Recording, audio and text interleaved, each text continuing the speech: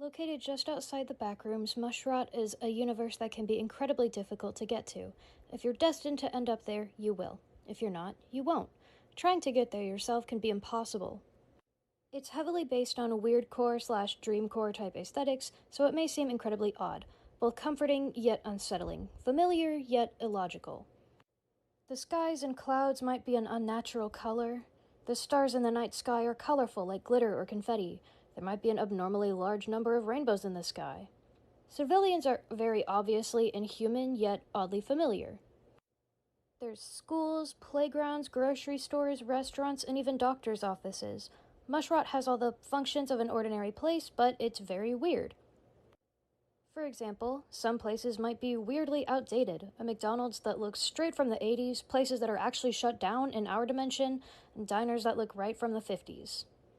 Some people aren't allowed to enroll in the schools, whereas some are. No one knows exactly how they decide this, not even most of the school's staff.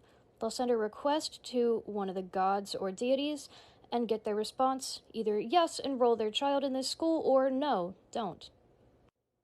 The schools are intentionally confusing and impossible to follow. The students are allowed to nap, draw, read, etc. as long as they don't disrupt the teacher. They'll graduate as long as they pay attention in the one class that matters, how to navigate and survive the backrooms. Aside from that, it really doesn't matter. Some people in Mushrot were originally from our dimension, whereas others were born and raised in Mushrot. Because humans do live there, the concept of bigotry does exist in Mushrot, but trust me, you won't have people backing you up on your bigoted beliefs. Bigotry is a known concept, but people in Mushrot are smarter and more accepting and tolerant than the people of our dimension. There's no jail, but if you do something bad, a more powerful Mushrian might cause you to feel severe pain for their chosen amount of time, brutally end your life, or lock you in a torturous pocket dimension for the rest of eternity. You won't be able to die in those places, but trust me, you'll want to. Some humans get inverted, which means their physical appearance is altered upon entering Mushrot. Regardless of how severe the change is, the others will still be able to tell if you're native to Mushrot or if you're a human. Entities from the backrooms are unable to enter Mushrot, but Mushrians are able to enter the backrooms and won't get attacked by the entities so long as they don't provoke them.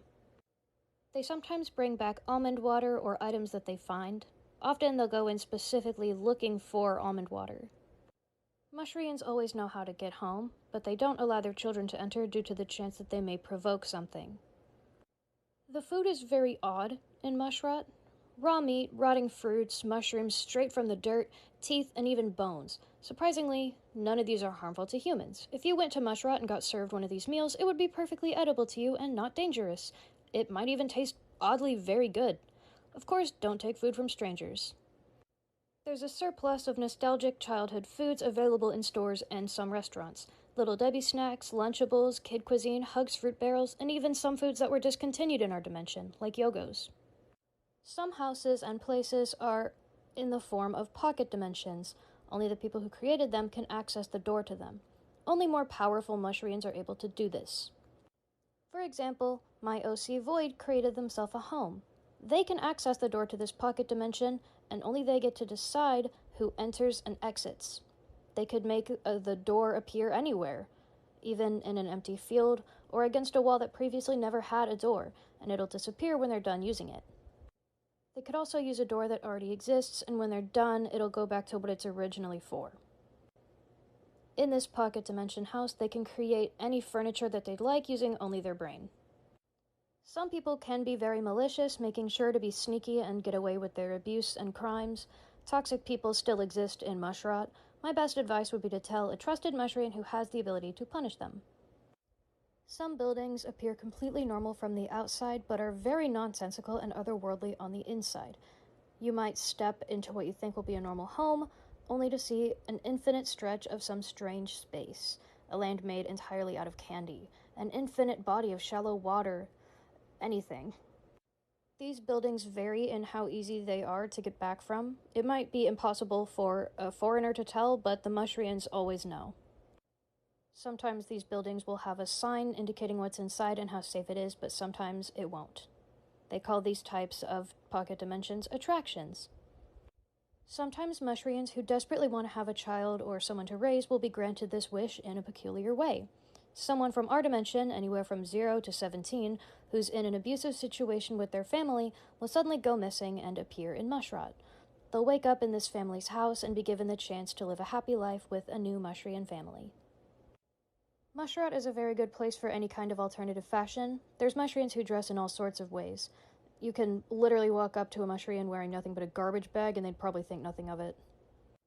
Some media from our dimension is available to Mushrot. CDs of our music, DVDs of our movies might appear in shops. The technology in Mushrot is mostly vintage, but they do have some smartphones. Our internet doesn't exist to them. They have their own internet and websites. Mushrians can't access Earth internet, and humans can't access Mushrot internet. Have you ever lost something and never found it again, and you always wondered what happened to it? Sometimes things like this will wind up in Mushrot. It just depends. Our alphabet systems do exist in Mushrot, but there's also the Mushrian alphabet, which exists. Most of the water is breathable. You'll be able to breathe underwater in most of Mushrot. The only exception is the water in some of the pocket dimensions. Some of the unspoken rules. 1. If a portal opens in the room you're in, exit the room. Periodically check to see if it's gone, but don't stay in the room with it. 2. If you find large bags full of the same items, such as phones, cameras, etc., you can take no more than 2. 3. Do not stare into the sun. You thought that was bad in our dimension, you should see how quickly you can go blind from that in Mushrot. 4. If strange orbs appear and float around you, it's fine. You can honestly bat them around like balloons if you want, or even just ignore them, they're harmless. 5. If you stumble upon an area that looks like a poorly rendered video game, don't worry about it. It's genuinely nothing. This is normal. 6. If fixtures like streets or roads or sidewalks stretch up into the sky, there's no need to run or hide. You can just walk past it, but don't try to go up. You would not like where it leads. 7. Sometimes vehicles can fly. It's no big deal.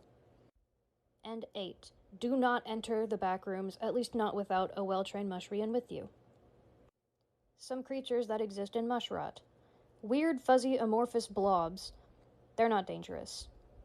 Strange, randomly shaped creatures with various amounts of eyes and no other facial features act as stray cats or squirrels. Some of them might be a little rude or skittish, but not inherently dangerous, and they can even be tamed and kept as pets. Angel eyes, extremely dangerous. Eyeballs with angel wings floating around are not to be made eye contact with for over 40 seconds under any circumstances.